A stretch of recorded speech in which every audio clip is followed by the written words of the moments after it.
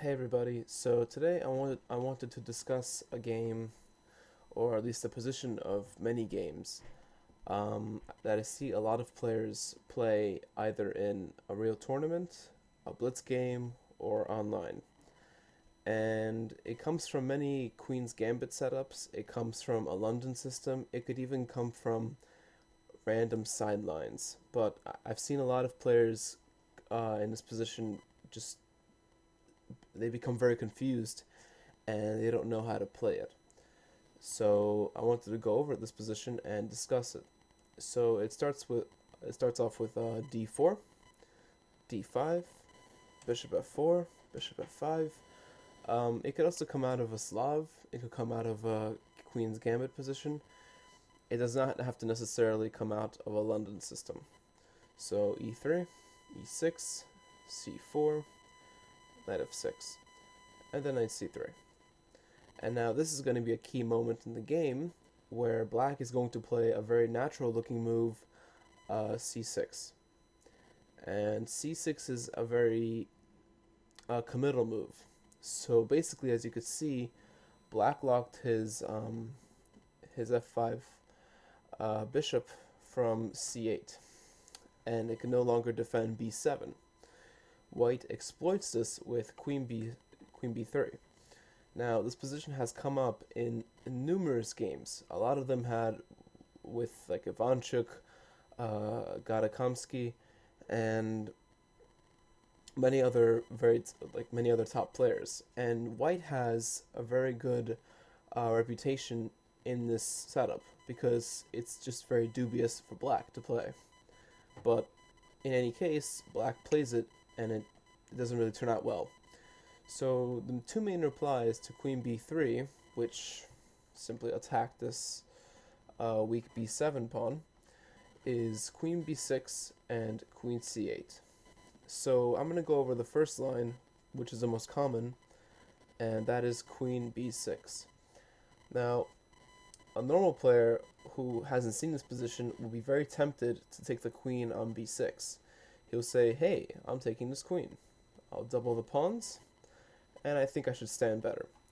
However, black is actually slightly better here because after, let's say, knight f3, bishop b4 is a very annoying move, simply because kicking this bishop out is actually not possible.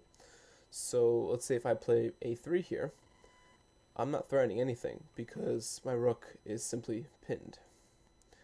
So he maintains this pin here, and there's no easy way to get rid of it, especially since you can't play bishop d2 in this position.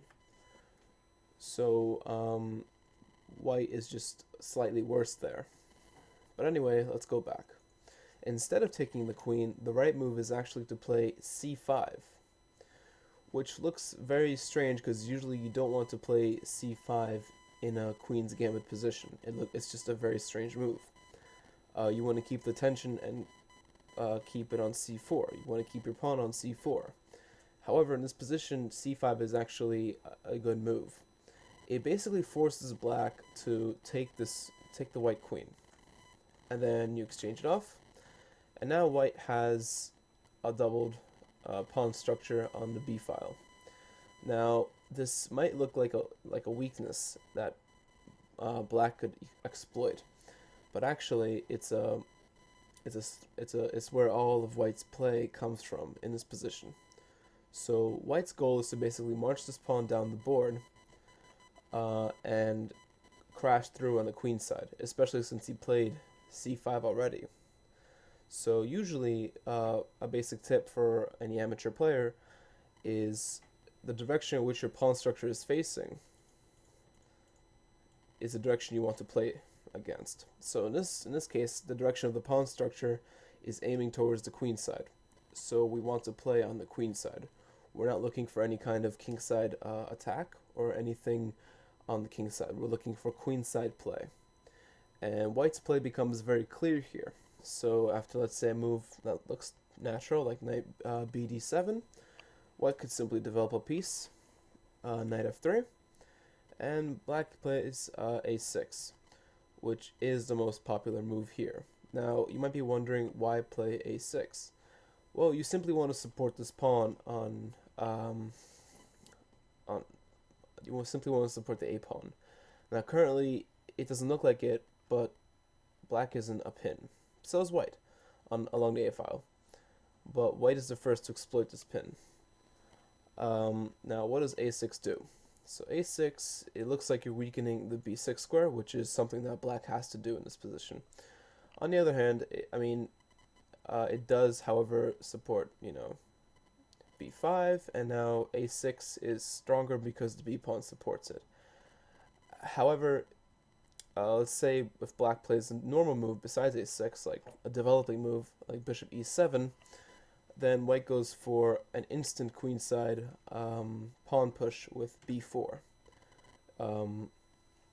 You're simply threatening b5. So if black plays a6 here, white could still play b5, and after c takes b5, either knight takes or bishop takes b5, and this annoying pin along the a file is actually very frustrating for black. So instead, they play a6. White plays b4 anyway, but it's a little quicker because now black gets to play rook c8, and it steps out of this very annoying pin. I could give you another variation besides rook c8. Another move that was played in this position was knight h5, which looks to be a very logical move. It's basically telling white, hey, you haven't moved your h-pawn, so now I'm going to win the bishop pair, which is fine, but white can play this very interesting move, bishop e5, and it looks strange because it can actually be instantly kicked off with f6. At the same time, it could also be taken by the knight. So let's say if knight takes, then simply knight takes e5. And now there's a very interesting trick here. First of all, the knight is controlling d7, and it's also aiming at c6, which will be useful in the future, in just one move, actually. So if, let's say, black plays a move like f6 to kick the knight out, white can actually take this pawn.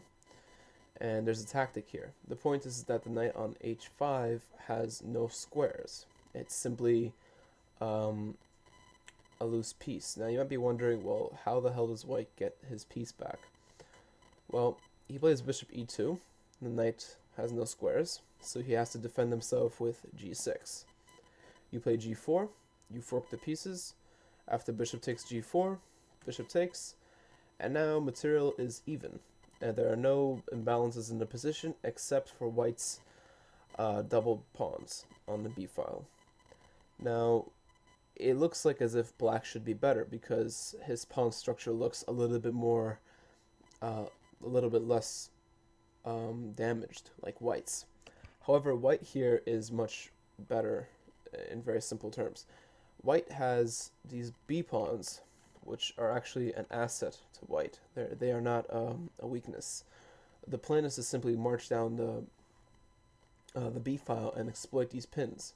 So let's say, for instance, a move like king e7 to defend this e6 pawn from bishop takes e6. Then you get to play a move like, well, you can play two moves here. I like the move king d2, which basically connects the rooks and starts to really show off white's plans in this position. Bishop e2 is the next move, and you're simply going to win the a6 pawn. So that's one idea. Another idea is a more aggressive way, which is just to play b5. And if c takes b5, then knight takes b5. And that's basically very good for white. The pin on the a file is very annoying. So that's one reason why a move like knight h5 cannot be played in this position. It just leads to complications for black. Black would just be struggling in that position. Stockfish actually gives white a winning advantage. So the better move here is rook c8. Stepping out of the pin on the a file. But this does still give white many opportunities. So first off, let's play h3. We don't want to allow knight h5 because the bishop on f4 is probably one of the most valuable pieces in this position. simply because it is controlling b8. So if black could get rid of that bishop, he will have firm control over b8, and he will be able to defend himself. However, um, h3 simply stops any kind of knight h5 ideas, and white's already much better here. So h6, let's say, move from black. And now we could start with a plan like knight d2, simply rerouting itself from f3 to d2 to b3 and to a5 to target the b7 pawn, taking advantage of the fact that b8 is not occupied by any kind of rooks or any pieces that defend the square. So black has to play a very active move, not active, but he has to play something very quickly. He has to play bishop e7. This doesn't just develop a piece, it also has ideas of rerouting the bishop to d8 so that he can meet knight a5 with bishop takes a5. So anyway, we go along with our plan, knight b3, bishop d8. Once again, there's a problem on b8, and the weak pawn on b7 is very likely to fall. Knight a5, and now bishop takes a5. And now white gets the bishop pair and firm control over b6.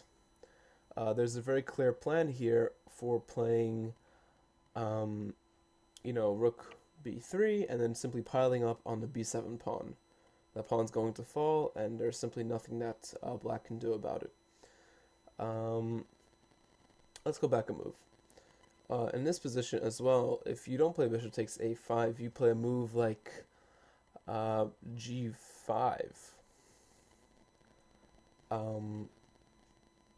It's actually not a good move. It looks like you're hitting the bishop, so let's say if, you can't, well, I mean, alright, you could pause your video right now and you could figure out what white should do. Alright, so the move here is actually knight takes b7. And the point is if g takes f4, then knight d6, and you're winning the exchange. So this move g5 only weakens black further, because now his king side is also opened up. And you're not really winning here. White's advantage is very good here, and probably winning. So anyway, let's go back. So let's say that I showed all the queen b6 variations. So let's go ahead and let's look at the next move, which is queen c1. Now, queen c1, or sorry, queen c8, my bad. Queen c8 is it looks very solid because it looks like you're defending the pawn and you're still leaving the d7 square for the knight, and you're leaving your structure intact. But actually, I like this move personally. I like the move rook c1, which sets up this X-ray attack against the queen on c8. It doesn't look like much now, but when the position opens up, there are plenty of tactical ideas behind this move. So for example, if white decides to play a very natural move, black decides to play a natural move like knight bd7, you start to open the position up with c takes d5 and e takes d5, which objectively is not a good move. But let's say c takes d5 is played. Then white has a very good move here. You could pause your video, and you could take a few seconds to figure this out.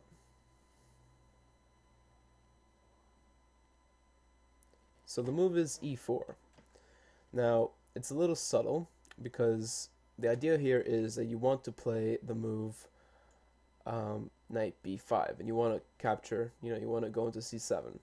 The only problem is that your rook is hanging. So e4 basically defends everything. Now your bishop is defending this rook. And now this possibility of knight b5 is available. Now this move also attacks the bishop. So black has no time to react to knight b5 because he has to take care of his bishop. So after, let's say, d takes e4, knight b5, and white's actually winning material here. This creates a double attack on the queen, and also a fork threat, which is impossible to meet. White is completely winning in this position. So that's why c takes d5, while it looks normal, it's not a good move at all. So let's continue. If, let's say, e takes d5, which was the first move I showed you, then white gets some play here, because knight b5 is a very annoying pin. Once again, you're hopping into c7, and there's really no good way to meet this. Yeah, so this is another reason why this rook c1 move is a really good move to play in this position. So the proper move to play is knight takes d5. And white usually replies with knight takes, so now knight b5 is not a possibility in this position. E takes d5, and now I still believe that white is probably much better here because he gets play along the c-file, and he has firm control over c5, as well as firm control over the dark squares, such as like d6, e5, c7 is vulnerable. So white has very easy play here. Yeah, so let's continue. White could play knight e2 here, simply rerouting to g3, or c3 and going to play knight b5 again, if black doesn't move his queen. So that's one idea. Let's go back. So this is the queen c8 variation, which is probably the best that black could do. The other variations are not that strong. There's another one that I often see that's played, which is b6. Now, in a very simple way, this weakens a c6 square. So that once this knight develops somewhere, it's going to completely weaken this square. So black has to take care of that. So let's say I open up the position up, c takes d5, e takes d5, and then knight f3. And white gets another plan here. Rook c1 again is a very annoying move because c6 is weak. So after, let's say, bishop d6, attacking the dark squared bishop, he wants to exchange it. That would help him. White could actually just ignore that because after these exchanges, white has very good control over e5, as well as good control over d6, and c5 from black is not possible because of bishop b5, or just simply castling. And then you just win the pawn on d5. So that's one thing. So b6 is not a good move from black. Another variation which is often played is queen d7, but this is really bad because after knight f3 you still have to worry about that b pawn because knight e5 is threatened. So, and if you play a move like, let's say, queen e7 after that, you're just stepping all over your own pieces. The knight is not going to move to d7 anytime soon, and if you block your dark squared bishop, your development will be very lacking. So this is one of the least popular moves, but it's still played at times. So alright, so this is all the main moves. So what's the alternative instead of playing c6? In this position, I would actually recommend playing, for black, bishop b4. And now queen b3 is not as strong because simply knight c6. And if you count how many developed pieces black has versus how many developed pieces white has, black is already better here because black has 4 developed pieces and he's ready to castle. White is still struggling with development. He has to play bishop e2, knight f3, and then castle. That takes 3 turns. So queen b3 at this stage is just not a good move. Better move is just to play knight f3, and even then bishop takes c3, and this is just a normal position. The doubled pawns are going to go away after c takes d5, and this is just a normal queen's gambit position that a lot of d4 players are probably very familiar with. The structure is very straightforward to play. So yeah, this is how I think black should play. Instead of playing c6, he shouldn't focus on playing c6 in this position. So this is why the move c6 in this position is a very bad move. It just leads to a lot of problems for black, and the better alternative here is to simply play bishop b4 or knight c6. So yeah, that's all I have to share today. Thank you. Bye now.